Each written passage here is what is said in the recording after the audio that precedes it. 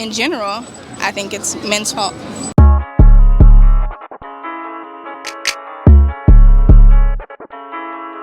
What's up, guys? Welcome back to another episode of Jesus v Unscripted.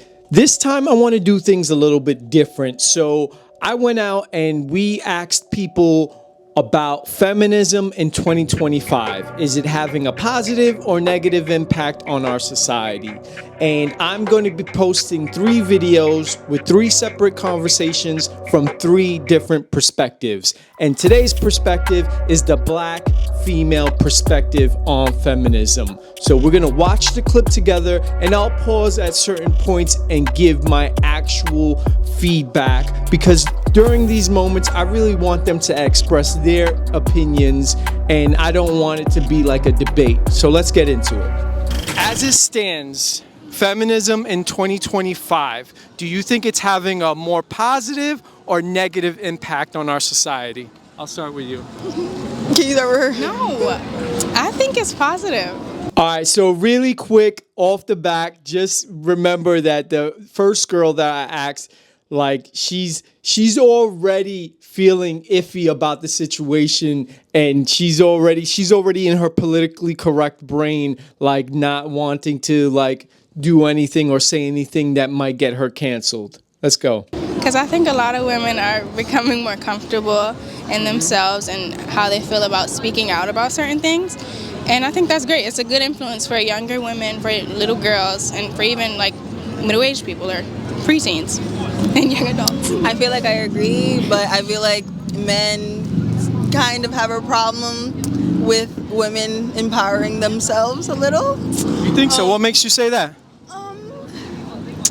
No, be brutally honest. So right there, that was like my first notation. I asked a question, and she says that men have a problem with women empowering themselves. And I don't rebuttal, I don't argue, I just ask, oh, can you elaborate? And she laughs and refuses to back her opinion with actual fact. Like, where does this thought come from that you think men want to hold women back? But her friend has a response. I can answer it. I think with the influence of a lot of men now, specifically red pill content, it's making a lot of boys feel comfortable disrespecting women or saying things that they think are cool and trending right now, and it's kind of diminishing what women have built for ourselves. Okay, so I'm gonna give a little bounce back. I do agree with you in one way that there are certain incels that don't have experience with women that are being overly combative. I feel that there's a way where you can have a dialogue and you can argue what you feel. Like, I personally believe that the foundations of feminism are positive in like women's right to vote, women's right to enter the workforce, fighting against domestic violence, just being able to express your opinion. All of these, as a man, I agree 100%. My problem is where now... Yeah, so sorry I went on a little rant there, but yeah, just to elaborate, if you look up the history of feminism, the initial phase of feminism was really built on a positive thing, because women were really regressed. Like, women did not have rights to vote. Women did not have the right to enter the workforce.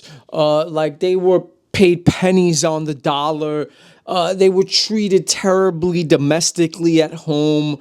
So, like, when you look at where women are now versus where they were just like 100 years ago, historically, 100 years is nothing. It's like a day. When you see the progress that has been made, like, that's a great thing. As a man, like, I support that. But then when you look at the next waves of feminism, like, it's something completely different. Certain other ideologies are conflating with feminism, like men being able to consider themselves as women, men entering women's sports, and now, like, all these conjectures of these different ideologies are making women feel bad about being women. In 2025, if you aspire to be a wife and have children, you're almost like frowned upon. Why is that? Are you saying? Are you saying? Well, let's go back a little bit. Yeah. Are you saying transgender women are making it harder for women to feel comfortable? I feel that ideologies are being conflated that are almost gaslighting women into supporting subjects and topics that are working against them. So like, and you see it with men entering women's sports and it's negatively affecting women, but because of PC culture and the woke mob, you are forced to have to support this thing that is actively working against you as a woman. So that's one thing. The second thing is women feeling bad about what just comes natural to them. It's not that you can't have a career. It's not that you can't go in and get a degree. But I guarantee you, if you're 35 years old and you don't have a husband and you don't have children, as a woman, I personally believe that biologically you're going to feel there's a void there. That's why whenever you see women on TikTok screaming and ranting about feminism, usually they're very unattractive, like overweight women with purple hair. Look at that. As soon as I say something that's uncomfortably honest, they both turn around because like they know it's true, but and they're laughing in that moment, but they don't want to in public and on social media be seen as if they're agreeing with that statement because it's not politically correct. You know, you don't see women looking like you, beautiful, like all these men are terrible. You don't see it. You just don't see it. So that's. I don't agree with You that. can tell. Look at her face. Look at her face. No, I think Jasmine, stop. I think there are a lot of. First of all, beauty is in the eye of the beholder. So whether someone's overweight to you does not mean it's not pretty to someone else, and that's okay. Yeah. And if a lot of people Let's say clinically obese. Okay, clinically obese, whatever. If whatever they are, there's someone for everyone, I think. And if there is a trend of a lot of people dyeing their hair and being more in support of feminism and out there, I think that's because they feel comfortable with who they are and that's how they want to express themselves. Yeah. And if that's how they want to do it, that's fine. And I think for women who are 35, if they are lonely and don't have a husband or a family, I also think it depends. Some women don't strive to have a relationship or a partner or a family. Some women are fine on their own. It's normal for everyone, men and women, to want a partner in a relationship as they get older, but I don't think they're feeling bad because they're a woman and they don't have this as a woman should. It's just because they're lonely, as with everyone else in every other gender.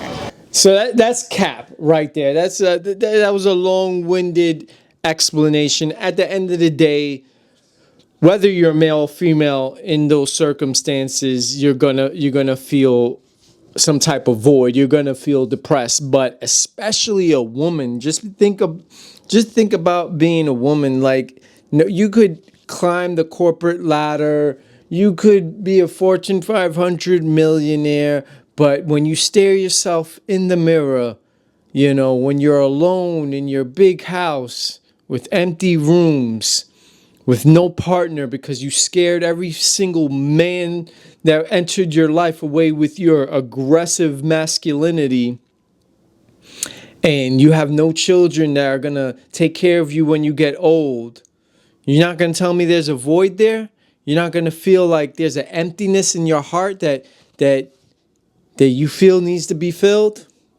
So you don't think feminism's having an impact on like low birth rates and like natural, like the state of marriage and like literally like the communion of men and women coming together? No, I think men are causing that. Oh, okay. Decrease. All right, so I don't want to keep you too long, so I'm just going to ask you a couple follow-up questions. These are more along the line of dating. So I'm going to ask you one that places the ball on, or the accountability on the men. How are men falling short in 2025? A lot of them are following trends on how they should treat women, and going back to the red pill content, I think they're doing what they think is cool, and that's affecting how women are viewing men and their want for a man. Okay, how about you? I agree with everything she just said. Yeah, all right. All right. I think is cool, and that's affecting how women are viewing men and their want for a man. Okay. How about you? I agree with everything she just said. All right. So now I'm gonna throw it back. All right. So again, no accountability whatsoever.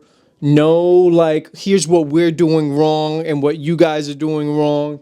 It's 100% men's fault as to why there's a divide within the communion between men and women, and men are falling short because they're taking advice from red pill content creators.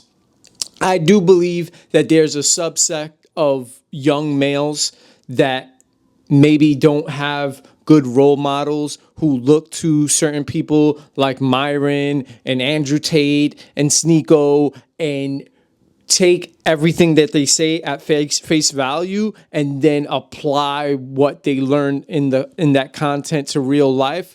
And I do believe that's a problem, because when you apply a lot of these little slapstick sticker sayings that they say in their content to real life and real life scenarios, it's just not really applicable. So I do believe that's a problem. But to say that women have no part in the divide between the communion of men and women in 2025 is absolute bullcrap. I mean, the way women utilize sex as a weapon, the way women emasculate men, the way women have this huge variety and they use it at the expense of men, and they take advantage of it.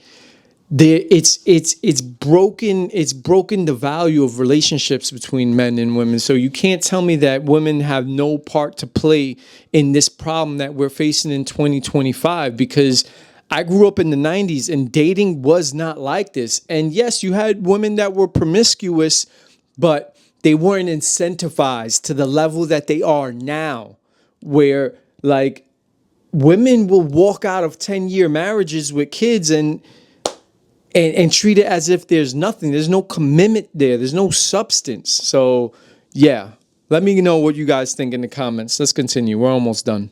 All right, so now I'm gonna throw it back at the women. Why are women so bad at communication? They're not. People just don't listen.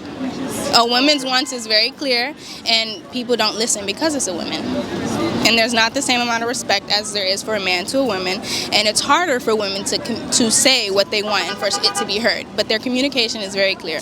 All right, so now when I say communication, I mean like literally the act of communicating. Like we're talking, and I send you a text message, and you respond to me next Tuesday. Like literally. That's a man doing that. That's a man doing that. I think nowadays it can go both ways, but a woman wouldn't do that unless they have a reason to. It's literally happened to me. Maybe you did something, man. I don't know what to tell you. So you feel men are lacking in the communication? I think, yeah, I do. Yeah.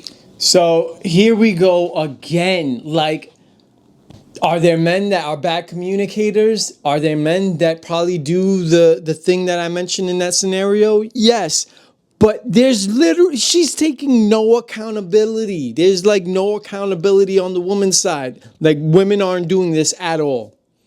Come on, guys, let me know in the comments if you were in the process of talking to a woman and she just ghosted out of nowhere. You did nothing wrong. She just stopped responding. Or you text a female, hey, what time we linking? And she doesn't respond till the next day. Like, come on, man. Like, with how you responded to my initial question on how men are falling short, I do agree that they are incel men that don't have experience with women, that are taking their perspective of how to deal with women from other men. And I disagree with that 100%. However, I do believe that there is a divide or there's something wrong with the communication between men and women, and that's why I'm trying to have these conversations. Yeah, I think that's good. I think there's a divide, but I think a lot of it is coming from men in politics today. And considering who's in power now and the genders that are in power now, it has a big impact on it. So whether that means men in government specifically or men in general, I think it's men's fault. It's men's fault. Not one point was any accountability taken on the behalf of women. And here I'm saying, as a man, yeah, there's stuff that we're doing wrong, and I can own up to it. But not no one point in this like 10 minutes that we were talking has she taken accountability as a woman for any of the actions that I presented to her. All right, here, let's listen to the last question. All right, my last question. So, do you guys both aspire to like have a husband and have children? Is that something you aspire to in the future? Yeah. Yeah? Okay, so at least, because for me, it's just like, go get your career, go do your thing, but let's keep females feminine. That's my whole thing. You guys agree with that? Can we agree? Can we agree on that? Keep females feminine? No. No! Oh, come on. Feminine mean. I look at you, I would consider you as a feminine woman. Yeah. And that's your definition of feminine, but it doesn't have to mean heels and makeup and what it meant in the 90s. If I saw a woman with like construction Timbs and baggy pants and like a screwed up face and like her hands are calcified, I would consider that as masculine. But that's a lot of like New Yorkers, a lot of New York women nowadays. Not even nowadays, that's just like how it's always been. New York women are, they're kind of... Let's make females like her. That's my thing. I feel like they should period. Exactly. It doesn't have to be like me. They should be able to comfortable. Exactly. They should be able to express. Because you're not a woman, so who are you to say what a woman should dress like if that's not what she's comfortable with? Yeah, I feel you. Well, in that regard, we'll agree to disagree. Yeah, so even there we couldn't come to some type of understanding. Listen, it's very let's stop playing games. Let's stop with the PC stuff. We know what a feminine female looks like. We know what a masculine female looks like. Like it's clear, it's indicative. When you see it, you know it. And yes, I want females to be feminine, and I want women to feel confident being feminine, because that's your natural flow. You know what I'm saying? If you put me in a skirt right now, I'm not going to feel comfortable, and that is not masculine. There are defined, clear gender roles for a reason. They've worked for hundreds of years, and I refuse to be part of any ideology that wants to make something what it's not. Men are not women, women are not men, and we have gender roles for a reason. So you guys let me know, how did you feel about this conversation? Do you feel feminism in 2025 is having a positive or negative impact in our society? This was the Black female perspective. Next video will be the white male perspective. So be on the lookout for that. If you like this video, make sure you like, comment, and subscribe, because we're going to keep on asking questions that make us think. And until next time, peace.